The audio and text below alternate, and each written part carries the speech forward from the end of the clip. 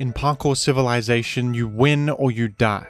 There is no middle ground. You take the 1-block jump for the raw chicken, the story ends. You wake up in your bed and believe whatever you want to believe. But if you take the 1-block vertical jump for the beef, you stay in Wonderland, and I show you how deep the rabbit hole goes. What in the world is Parkour Civilization, and why is everybody talking about it all of a sudden? After seeing references to Parkour Civilization everywhere online, I wanted an answer to this question myself, and if you're as clueless as I was, I think I can explain it to you now. To understand Parkour Civilization, we first have to understand Minecraft Parkour. This is basically like the Minecraft version of surfing in Counter-Strike, and it's pretty self-explanatory. Minecraft Parkour involves obstacle courses within Minecraft with difficult jumps and various tricks like 360 jumps, backwards jumps, vertical and diagonal jumps. That's simple enough, but then what is Parkour Civilization? Well, that's also self-explanatory. What if there was a whole civilization built around the concept of Minecraft Parkour? The YouTuber Evbo came up with an entire fictional universe where Minecraft Parkour is integrated into every single aspect of society. Walking down the street involves parkouring. Getting your daily food allowance. Minecraft Parkour is even somehow a currency. If you do cooler parkour tricks, you can pay for more expensive things. This is a very silly and childlike concept, but I think that is what has made it so appealing and viral. This is a near 2-hour-long feature-length film about a parkour society where there is a social hierarchy and a bit of a hero's journey going on with the protagonist trying to reach the top of parkour society. How did this ridiculous concept that's clearly for children who watch Minecraft videos breach containment and seemingly appeal to a wider audience? Well, the initial clip that went viral was just from the intro of the Parkour Civilization film. In the intro, our hero Evbo wakes up as a parkour noob at the bottom of Parkour Civilization society. In this world, parkour pros have dominion over parkour noobs, of course. And every day a parkour noob is faced with a decision. Perform a 1-block jump for the raw chicken, which provides just enough sustenance to live on to the next day, or take a bit of a risk, do the vertical 1-block jump for the raw beef, which provides a little bit more sustenance. And in Evbo's words, of course, here in Parkour Civilization, no one chooses to jump for the beef. It's better to be safe and do the 1-block jump for the chicken rather than risk your entire life for just half a hunger bar more. If we do a risk-reward assessment, the risk of falling down into the void is not worth the minuscule amount of bonus sustenance you get from the raw beef. This is obvious to anybody who has spent any amount of time in Parkour Civilization, of course. Out of context, it's a hilarious quote, and I think that this piqued a lot of people's interest. They went and checked what the source material is and found, to their shock, that this was a 2-hour-long feature-length film about Minecraft Parkour Civilization. This short clip sparked curiosity in many, and a lot of people ended up watching the entire thing, myself included. And now I have seen various tweets discussing the lore of Parkour Civilization, memes about different plot points, a lot of funny little world building that happened in here, and I gotta say, this is one of my favorite viral trends in a long time. This is just good old-fashioned, lighthearted fun. It's silly, it's inherently humorous, and the Parkour Civilization film was surprisingly entertaining. This is not high art or anything, it is a Minecraft storyline for children. And I gotta say, after watching this, I felt like a bit of an idiot. It's kind of like Blue's Clues or something, where there is constant narration of every single action, so that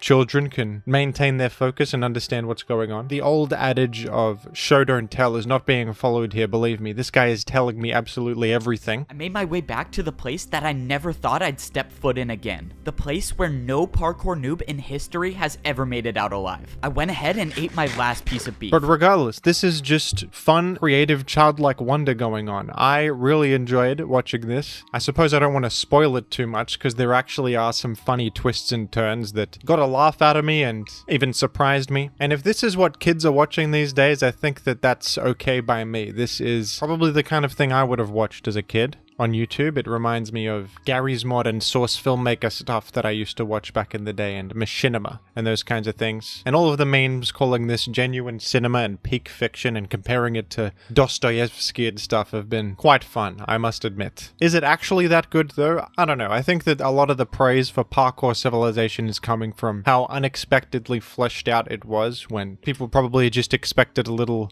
insignificant Minecraft video based on the short sample clip that they saw that initially went viral. I think that that's where a lot of this hype and praise for the Parkour Civilization lore and storyline is coming from. It's possible that If you're hearing all this, you might be disappointed by Parkour Civilization, and perhaps you might think it doesn't live up to the hype. Keep in mind the context of people initially seeing that short clip and then being surprised by how fun the actual product was. And also keep in mind that it's a silly Minecraft story created by one YouTuber. I don't think you can judge this too harshly. That being said, I'm now going to analyze many of the plot beats of Parkour Civilization that I felt were perhaps a bit nonsensical. This is very important. Spoiler warning for Parkour Civilization if you haven't seen it yet, of course. I think that Parkour Civilization would have been enhanced if one thing was cut. There is a part of the story where Evbo asks the question of how Parkour Civilization came to be in the first place, and it cuts to a flashback of actual normal Minecraft where his friend offers him 1 diamond if he is able to do a 4-block jump or something like that, or perhaps it was a 3-block jump, I can't recall. He successfully completes the parkour challenge and then he receives his diamond. And his friend then states that if he does any more parkour tricks, he will happily pay to have them done. Then Evbo acknowledges that there's a significant gap between this event and the creation of Parkour Civilization, where seemingly a whole society has formed around this concept somehow. It is later revealed in the storyline that this was a fake memory that every single person in Parkour Civilization has. They all think that they were the originators of the concept of parkouring for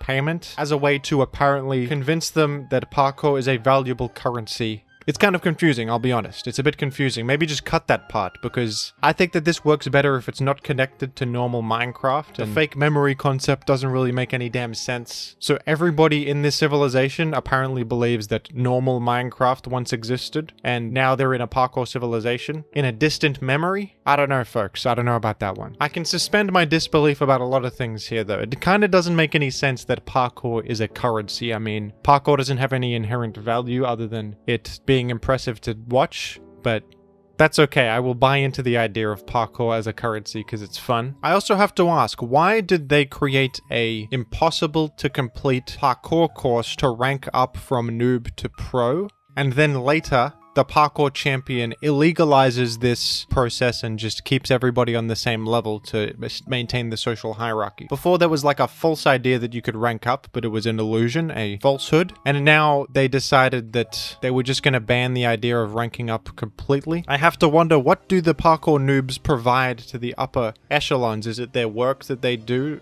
But then not really. The parkour noobs, all they do is eat raw chicken every day and jump around in 1-block gaps. I don't really think they provide anything to the greater society to justify their existence. Why are they being punished and kept at this position in life, seemingly for no actual purpose? Maybe just for the entertainment of the elite. Maybe that's why. I don't know. And I have to say that the old man storyline, the mentor figure, the Obi-Wan Kenobi sort of character in this tale, he doesn't make any sense. Why is he behind a painting in a home in the parkour noob level? Who put him there and for what purpose? He was apparently the former parkour champion, but how exactly did he... Maybe he used his diamond boots to break the wall and hide himself in there, waiting for the, Neo figure or Luke Skywalker figure to come and save parkour society. I suppose he lives there secretly in parkour noob land, trying to find a parkour noob worthy enough to actually get his ticket to do the parkour course to rank up from noob to pro. I sound insane. I need to stop talking.